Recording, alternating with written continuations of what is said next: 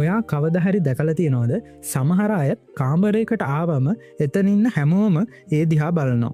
එයාලා වචනයක්වත් කතා කරන්න කලින් මිනිස්සුන්ට එයාලා ගැන ලොකු ගෞරවයක් ඇතිවෙනවා. අපි හිතනවා ඒක එයාලගේ පෙනුම නිසා, හමේ පාට නිසා, නැත්තම් සල්ලි නිසා කියලා. නැහැ යාළුවනේ. ඒක සම්පූර්ණ බොරුවක්. ඉතිහාසයේ හිටපු බලවත්ම නායකයෝ ආකර්ශනීයම චරිත දිහා බැලුවොත් ඔයාට තේරෙයි එයාලා පාවිච්චි කළේ අපි කාටත් අහුවෙන්නේ නැති සියුම් මනෝවිද්‍යාත්මක උපක්‍රම කියලා. මේවා හරියට මැජික් වගේ.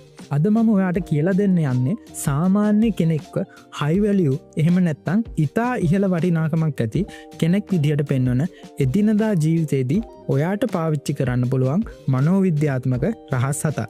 මේ වීඩියෝක ටිකක් දිගයි. හැබැයි මම පොරොන්දු වෙනවා මේ වීඩියෝක ඉවර වෙද්දී ඔයා හිතන පතන විදිය සම්පූර්ණයෙන්ම වෙනස් වෙලා තියෙයි. විශේෂයෙන්ම අංක 6.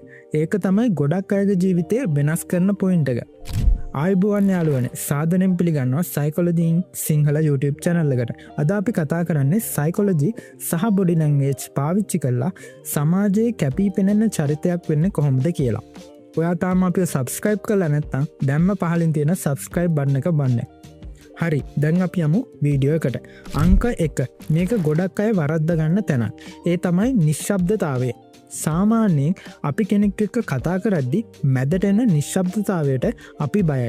ඒක ඕක්වර්ඩ් කියලා අපිට හිතෙනවා. ඉතින් අපි කරන්නේ මොකක් හරි බොරු ඇල්වටාරමක් කියලා ඒ හිස්තැන පුරවන්න හදන එක.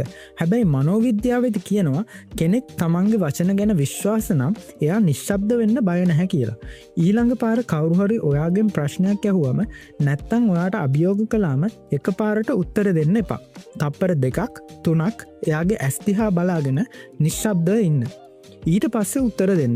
මේ පුංචි නිශ්ශබ්දතාවය නිසා අනිත් කෙනාට දැනෙනවා ඔයා ගොඩක් කල්පනාකාරී බරසාර පුද්ගලයෙක් කියලා. මතක තියාගන්න. වැඩිපුර කතා කරන කෙනාට වඩා අඩුවෙන් කතා කරන කෙනාගේ වචනවලට මිනිස්සු බයයි. වගේම ගරු කරනවා. ඔයා දන්නවද ඇල්බර්ට් මෙහෙරාබියන් කියන මනෝවිද්‍යාඥයා හොයාගත්ත පුදුම හිතෙන සංකල්පයක් ගැන? අපි හිතන්නේ අපි කියන වචන තමයි මිනිස්සුන්ට වටින්න කියලා. නෑ. සංනිවේදනයේදී වචනවලට තියෙන්නේ 107ක බලපෑමක් විතරයි. 138ක් තීරණය වෙන්නේ ඔයා කතා කරන ස්වරය මත. ඉතුරු 155ම තීරණය වෙන්නේ ඔයාගේ බොඩි ලැන්ග්වේජ් එක හෙවත් ශරීර භාෂාව මත. ඒ කියන්නේ ඔයා කොච්චර හොඳ දේවල් කිව්වත් වැඩක් නෑ ඔයාගේ ඇඟෙන් ඒක පෙන්නුම් කරන්නේ නැත්තා. කතා කරනකොට අත් දෙක පපුව හරහා බැඳගෙන කුදු වෙලා ඉන්න එපා. ඒකෙන් කියවෙන්නේ ඔයා බයෙන් ඉන්න කියලා. කොන්ද කෙලින් තියාගන්න, අත් දෙක නිදහසේ තියාගන්න. ඔයා කාමරයක ඉන්නකොට පුළුවන් තරම් ඉඩ අරගෙන ඉන්න. මේකෙන් ඔයාගේ මොළයේ ටෙස්ටොස්ටෙරෝන් හෝමෝනේ වැඩි වෙලා ඔයාට නිකම්ම ආත්ම විශ්වාසයක් ගොඩනැගෙනවා. 3 වෙනි රහස. මේක ටිකක් ආත්මාර්ථකාමී කියලා හිතෙන්න පුළුවන්. ඒත් මේක තමයි ලෝක ස්වභාවය. ආර්ථික විද්‍යාවේ තියෙනවා ස්කෑසිටි කියලා සංකල්පයක්. ඒ කියන්නේ යමක් හිඟවන තරමට එහි වටිනාකම වැඩි වෙනවා. මේක මිනිස්සුන්ටත් අදාළයි. ඔයා හැම වෙලාවෙම අනිත් අය වෙනුවෙන් available නම්, කවුරු හරි කතා කරපු ගමන් දුවගෙන යනවා නම් මිනිස්සු ඔයාගේ වටිනාකම අඩුවෙන් දකින්න.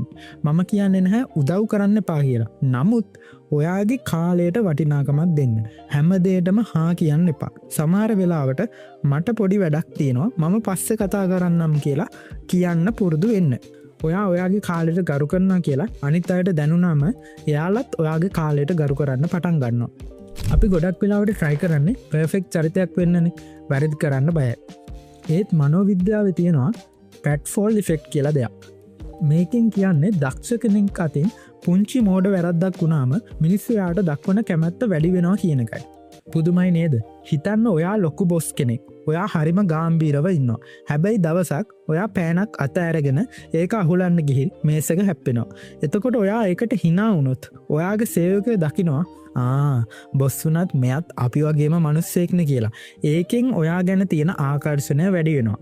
ඒ නිසා ඔයාගේ දුර්වලකම් හංගන්න එපා. පොඩි වැරදි වුණාම ඒකට hina වෙලා ඒක බාර ගන්න. ඒක තමයි නියම කොන්ෆිඩන්ස් කියන්නේ. පස්වෙනි කාරණාව eye contact ගැන අපි කලින් වීඩියෝ එකෙන් කිව්වා. හැබැයි මේක ඊට වඩා ටිකක් ගැඹුරු ටෙක්නික් එකක්. ඔයා දන්නවද කෙනෙක් දිහා දිගටම බලාගෙන ඉන්න එක සමහර වෙලාවට එයාට අපහසුයක් ගේන්න පුළුවන් කියලා. ඒ නිසා පාවිච්චි කරන්න triangle gaze method එක. ඔයා ඉස්තරහ ඉන්න කෙනාගේ වම්ම හැදිහා බලන්න ඊට පස්සේ දකුණු හැදිහා බලන්න ඊට පස්සේ කට දිහා බලන්න ආයෙත් ඇස් දිහා බලන්න මේක ත්‍රිකෝණයක් වගේ තප්පර 5-10කට සැරයක් මේ රවුම කරකවන්න ඔයා කට දිහා බලනකොට එයාට නොදැනුවත්වම හැඟීමක් එනවා ඔයා එයා කියන දේ අහගෙන ඉන්න කියලා ඇස් දිහා බලනකොට විශ්වාසය ගොඩනැගෙනවා මේක තමයි ලෝකෙ දක්ෂතම කතිකව පාවිච්චි කරන රහස 6 වෙනි රහස මේක තමයි මම මුලින් කිව්ව ගොඩක් අයගේ ජීවිත වෙනස් කරන පොයින්ට් එක මිනිස්සුන්ට තියෙන ලොකුම බඩගින්න මොකද්ද කෑම බීම නෙවෙයි ඇගීමට ඇති බඩගින්න වාට ඕන නම් කෙනෙක්ව ඔයාගේ පැත්තට ගන්න බොරුවට නෙවෙයි අවංකව එයාගේ පොඩිහරි හොඳ දෙයක් අගය කරන්න හැබැයි නිකම් ඔයා හොඳයි කියන්න එපා හේතුවක් එක්ක කියන්න උදාහරණයක් විදිහට නලින් ඔයාද මීටින් එක කතා කරපු විදිිය හරිම ප්‍රොෆෙෂනල් මම එක අගය කරනවා ඔයා මෙහෙම කිව්වම නලින්ට ඔයා ගැන ඇති වෙන්නේ පුදුම හිතවත්කම මොකද එයා මහන්සි වුණ දේ ඔයා දැක්කා මිනිස්සු එයාලා ඔයාට කියපු දේ අමතක කරයි කරපු දේ අමතක කරයි හැබැයි ඔයා නිසා එයාලට දැනුණු විදිහ එයාලට කවදාවත් අමතක වෙන්නේ නෑ අන්තිම සහ 7 වෙනි රහස පීකෙන් රෝඩ් මනෝවිද්‍යාවේදී කියනවා මිනිස් සිදුවීමක් මතක තියාගන්නේ ඒ සිදුවීම හොඳම හෝ නරකම අවස්ථාව සහ ඒක ඉවර වුණු විදිහ අනුවයි කියලා ඔයා කෙනෙක් එක්ක විනාඩි 20ක් කතා කළත් අන්තිම විනාඩියේදී ඔයා රණ්ඩු වුණොත් එයාට මතක හිටින්නේ ඒ රණ්ඩුව විතරයි. ඒ නිසා කෙනෙක්ගෙන් සමුගන්නකොට හැම වෙලාවෙම පොසිටිව් නෝට් එකකින් ඉවර කරන්න. හරිම සතුටින් හම්බුන එක ගැන පරිස්සමෙන් යන්න වගේ වචන පාවිච්චි කරලා hina වෙලා මෙන් වෙන්න. එතකොට එයා ගෙදර ගිහින් මතක් කරනකොට ඔයා ගැන මැවෙන්නේ සුබවාදී පින්තූරයක්. ඉතින් යාළුවනේ අද අපි කතා කළේ සමාජයේ කැපී පෙනෙන චරිතයක් වෙන්න අවශ්‍ය මනෝවිද්‍යාත්මක පුරුදු 7ක් ගැන. පළවෙනි එක නිශ්ශබ්දතාවය පාවිච්චි කරන්න.